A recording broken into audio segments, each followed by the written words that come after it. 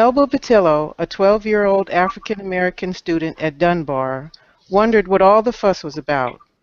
She gathered her books and started on the route she had taken home for nearly 6 years. The sound of rustling leaves snapped her back to reality. She stopped and listened carefully, straining to see through the thick flora. Suddenly, a deep voice sliced through the brush. "You want a ride, girl?" "Who is it?" she asked nervously. "I got candy in the car, lots of candy."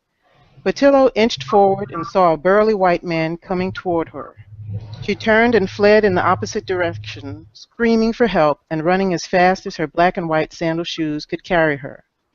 "You better come and take a ride home," he growled. "You hear me, girl?" He was a huge man, Patillo recalled later, built like a wrestler. He chased Patillo through the wooded path, niggers wanting to go to school with his children, and how he wasn't going to stand for it. Suddenly, Patillo tripped on her shoelaces and fell. As she struggled to stand, he grabbed her shoulders, thrust her to the ground, and flipped her over on her back, then pinned her down and began fumbling with his belt buckle. "I'll show you niggers the Supreme Court can't run my life," he said as he reached toward Patillo's dress and ripped off her underwear. In her account, he scrambled out from underneath him and started to run. And the first discussion question is, has there been a point in the book where you just needed to take a break? Because the story of Melba Patillo was definitely one of those for me. How did you feel reading her story? Do you have anything new to say to the strategic and premeditated planning white men took when it came to raping black girls and women, no matter what their age?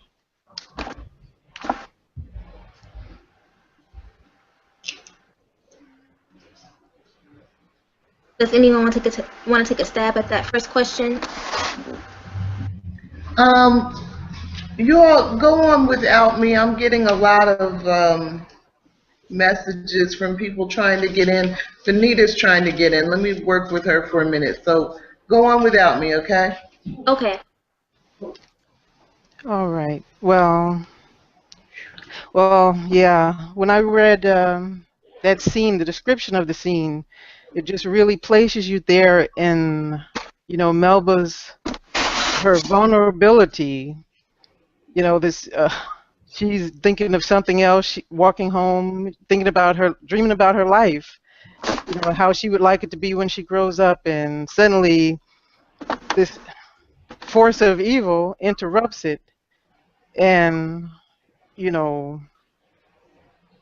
his brute physicality on a child, attempting to do something, this heinous on a child, because of what he believes his rights are being taken away from him, which, is pretty ridiculous because they had all the rights anyway, and just, yeah, just as you said, it just made me want to take a break, as well as a lot of the other descriptions of the rapes that have occurred in this book, and these are just this is just the tip of the iceberg when you realize how many have gone on. And then when you go on here to ask,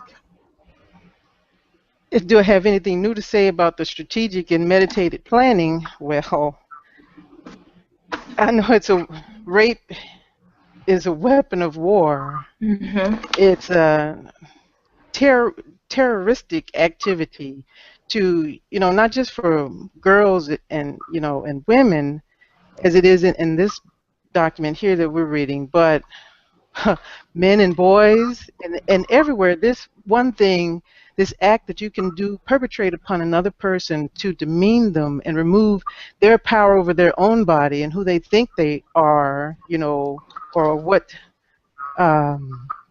who they belong to. You fragment them psychologically as well as physically, and going back to just the arena of black girls and women, you've taken away from the people who are the basis of the culture of the family unit, and affected it for generations to come. And so that's what I have to say about that.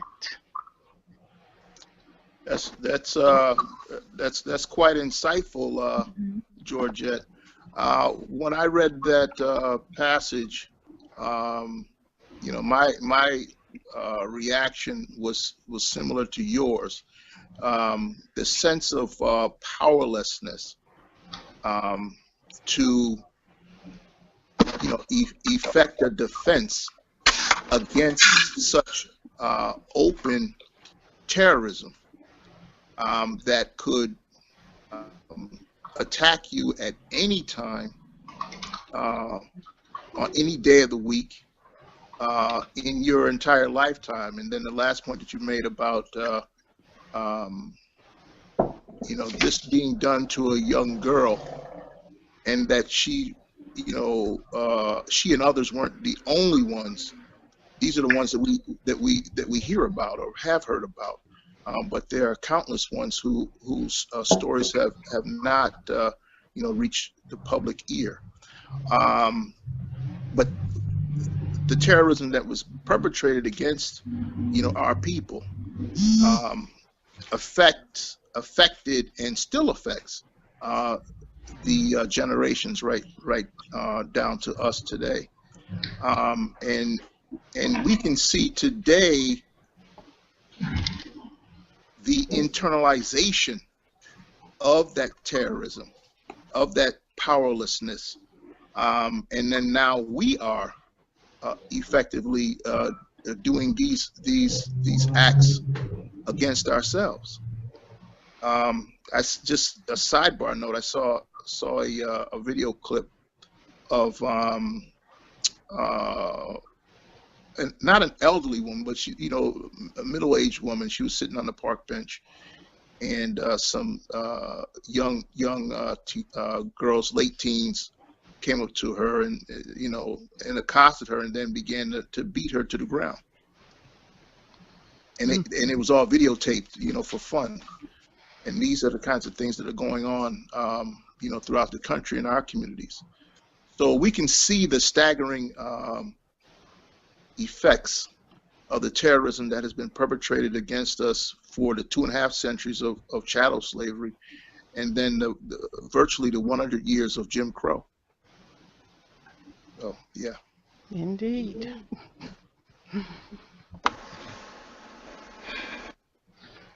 Hi, Benita. Hi, Benita. We can't Hey, hear you. Benita. You're muted.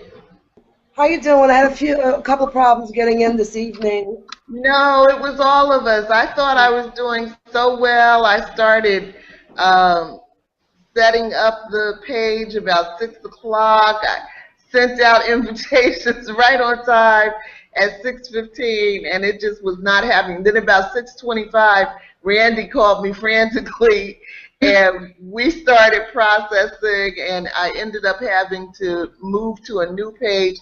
It's just one of those nights. So It's okay. You can blame it on the heat. where's your son? Clint's not here tonight. I think he had to stay. I'm not sure what time he's going to be back. He had to Okay. do some things at work. And Juanita, I invited Dr. Collier, which is my daughter-in-law's sister. I've been corresponding with her. She's been trying to get in, but given all the problems we're having tonight, I doubt she'll make it. No, she just texted me, actually. Okay. And she'll join us next week. Okay. It's getting kind of crazy for her. And actually, she would have been joining later anyways because of her appointments. So, Okay. anyway, hi. Hello. Who else is there? Georgetta, Hey, Benita. How you doing, man? how you doing? I'm trying to. Georgette, not Georgetta. I thought it was Georgetta. I beg your pardon. That's okay. I've been called everything from George to Georgetta, so I answer No, to I want to everything. pronounce it correctly. Is it Georgette? Georgette, that's it. Georgette, I got you. Okay. And Labib is here. Hi, Labib. How are you? Good. How are you doing, Anita? Life is good in Venitaville. Yeah, very good. 6 feet above, as opposed to 6 feet below. That's what I'm telling you. Hey. Right. So, Michelle or Vanita, do you have anything to say to the first key question, the first discussion question? I'm sorry, could you summarize for us kind of what was said, if Uh, it's not too much trouble? no, it's not. I read the first key point, and that was Melba Patillo's 12-year-old African American student at Dunbar who was Right, almost raped. And right. I Georgette just read through the description of it, and the discussion question that followed was: has there been a point in the book where you just needed to take a break? Because the story of Melba Patillo was definitely one of those for me. How did you feel about reading her story? Do you have anything new to say to the strategic and premeditated planning white men took when it came to raping black girls and women, no matter their age? Okay. And Labib, you responded to that? Yeah, yes, I did. You know, recognizing, you know, these acts were acts of terrorism. Let me add that they are also cowardly acts, and they were acts that had a profound effect, as Georgette mentioned, on you know, the victim's psyche and sense of self, and that it has had long reaching effects right on down to our generation today. Mm-hmm. And Georgette, you Yeah. responded also? Yeah. Yes. Yes, I did. Hmm. What'd you kind of say? Well, Habib did a good job of reiterating what I said, but I Okay. just said it was, it's used as a weapon of war. You, Yeah. you know, we were uh, at war. Well, they were at war with us. We were just trying to live, and they used this to fracture, our psyche, fracture our communities, and and as Labib said, just create an imbalance. So, and that fear powerfully kept them from doing many more things probably than they could have done. And when you have a family unit and you attacking the most cherished portion, we believe, which are your women and your girls, your daughters, then what does that place the it takes away the power of the man in the family, or Correct. Correct. and the other men in the community. They have nothing to use to Yeah. defend themselves. Thank you. I guess for me, in terms of Randy's question about did you reach a point where you need to take a break? Um, this is my second time reading the book, and I think that for me, the value in reading a book a second time is that you see things differently. I see more things. Um, and so I may have felt like that the first time I read the book, um, but it's not impacting me in that same kind of way.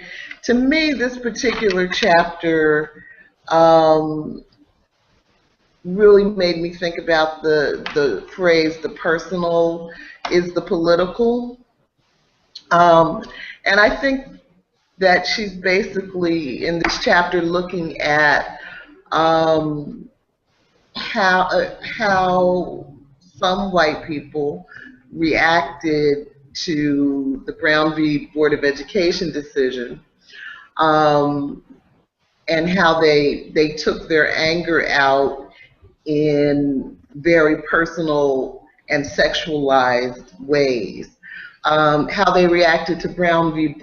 Board, and how some white people reacted to our march toward voting rights.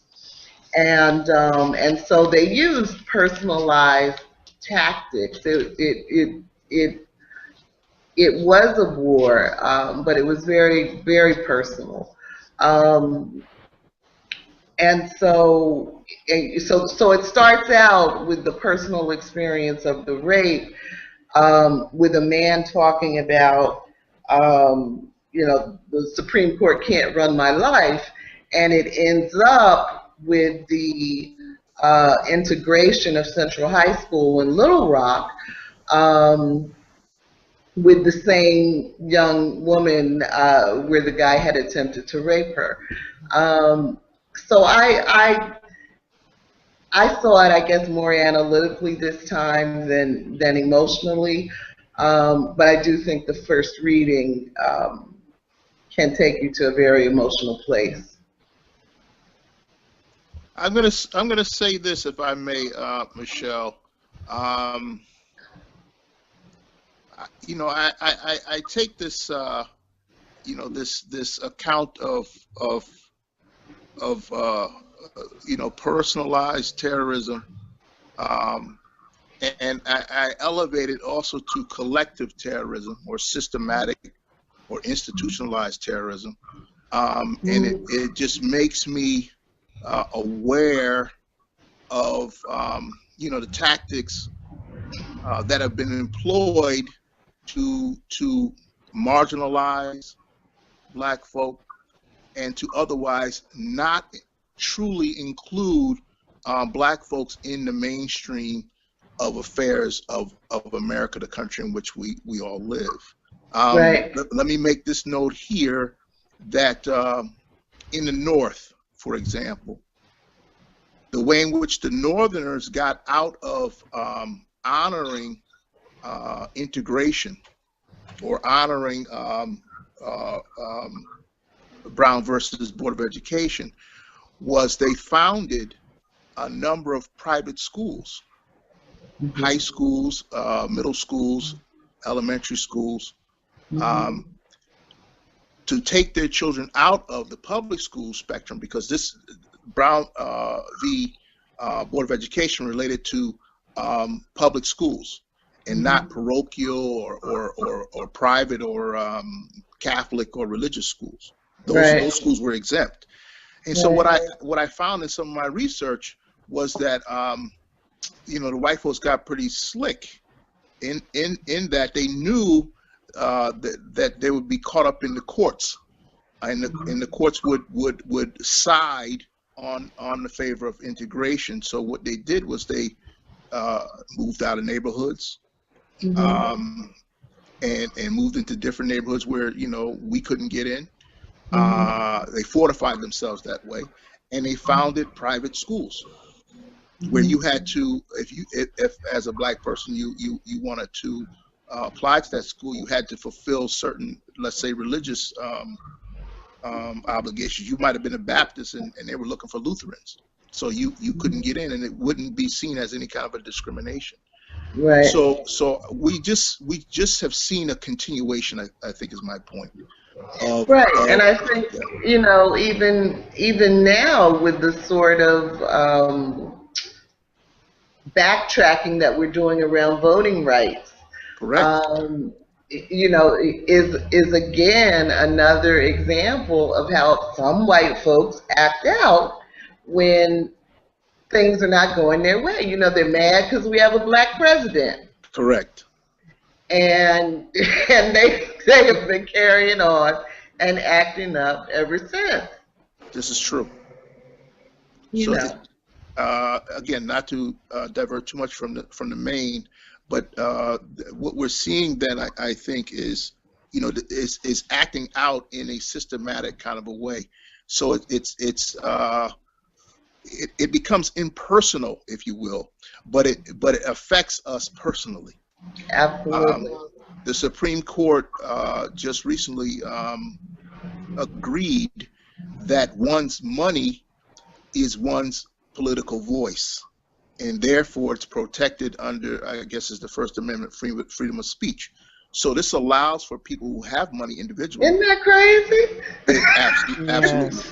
So the idea of one man, one vote, one woman, one vote under democracy has been completely undermined. And what does that do? Then that makes the white folks individually who are upset at the fact that Black folks have been able to elect a black president for the first time in U.S. history, to prevent them and to prevent other non-white elitist white folk from realizing, that American dream, that one of their own beside a white person can become president of the United States. Let me bring Vanita in, because my spirit tells me she's just itching to get in. Vanita. Yes. I don't know. Yes, it's always difficult to read, and I've read those stories many times. I was actually, like this young lady or young girl, almost a victim myself at that age. The only difference was it was in my own neighborhood of all black people. So. Yeah, you missed, I think it was the first chapter 1 where Randy and I talked a lot about, all the stories of rape and sexual assault that we personally know about involved a black perpetrator. And, how times have changed. Yes. And that's what hurts me more than anything else. Satan lives, and we know that. Mm-hmm. And I know that white men don't even see us as humans. Right. But our own men, that's what really hurts. Yeah. Black women, it's dangerous. It's dangerous being a black woman. You got to watch out for the white man. You got to watch out for the white woman. You got to watch out for the black man. Well, if it wasn't for Jesus, I don't know who we have. And that's what makes me feel so sad.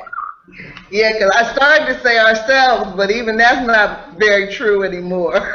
It really isn't. It really isn't. I just don't know what happened. I just don't know.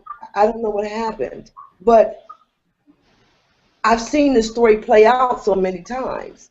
Because growing up in the city of Philadelphia, where I grew up, and I spent the most of my time, actually about probably 70% of my time, in Society Hill, where my godparents lived. My parents lived in South Philadelphia. This stuff plays out all the time. I was that little girl that escaped that food. And it's just so common. It's more common in our own neighborhoods than people really realize. Mm-hmm. And it's just so sad. It doesn't get any better. I'm able to read it, but it really makes me so sad. Mm-hmm. Anita, let me ask you, do you think that we as a people, and then break it down individually, have we had an opportunity at the healing process? Again, we have gone through a dehumanizing process, an animalization process, and a criminalization process. Do you think that we've had an opportunity at the healing process?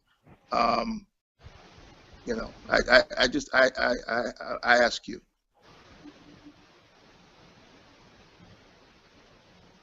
In reference to just over our existence in this country. Do you think that we've had opportunity to, to heal from the obvious damages that have been done to us, such that we end up perpetrating it ourselves? That's about where we are today.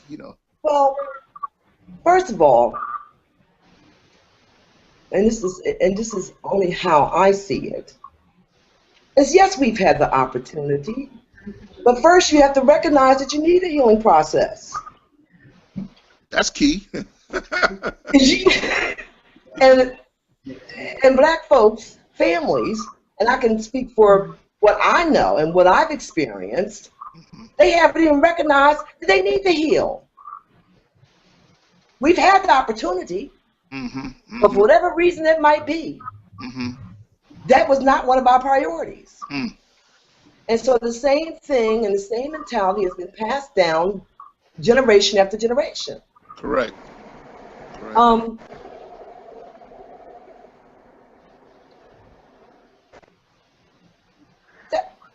I could go on forever with that, and I'm not going to bore you with it.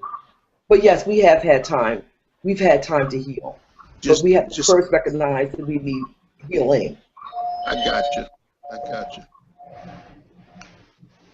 It's a big task, and it's difficult. Absolutely. And you know, and I know, and I've been black a long time, and this is good for me, that we are also people in denial.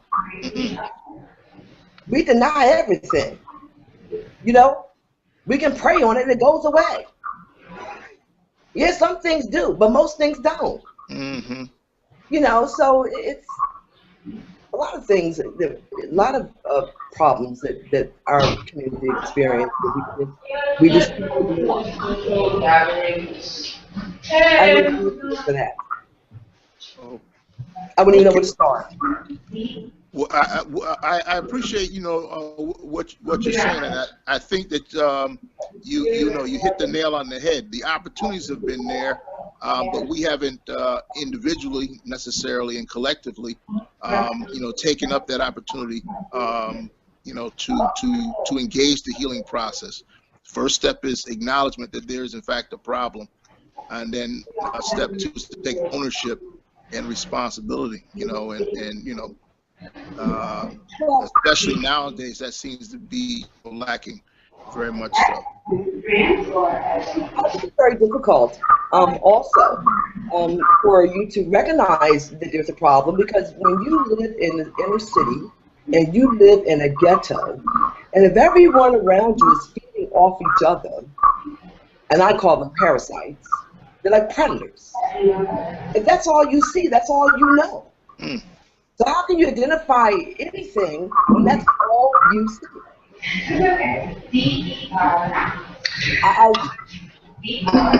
That was my experience growing up in the city when I was growing up as a child. That was my experience. I got you.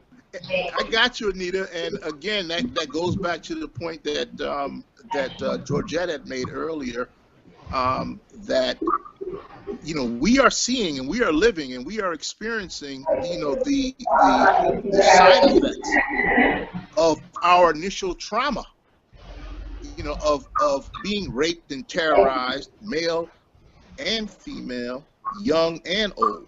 None of us were exempt from this terrorism is best to put it. Right. Let me ask Georgette, do you have a word of compassion here?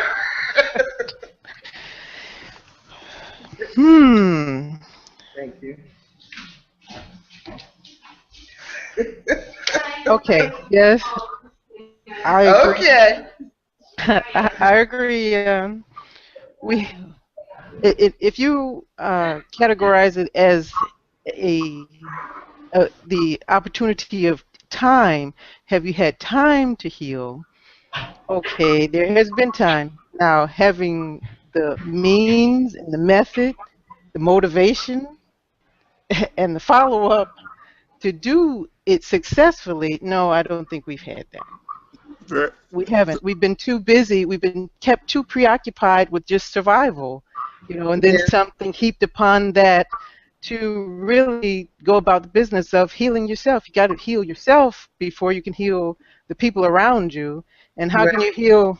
How can you get to that point if you're worried about them robbing you or stabbing you in the back, or whether you're going to be fired tomorrow? So.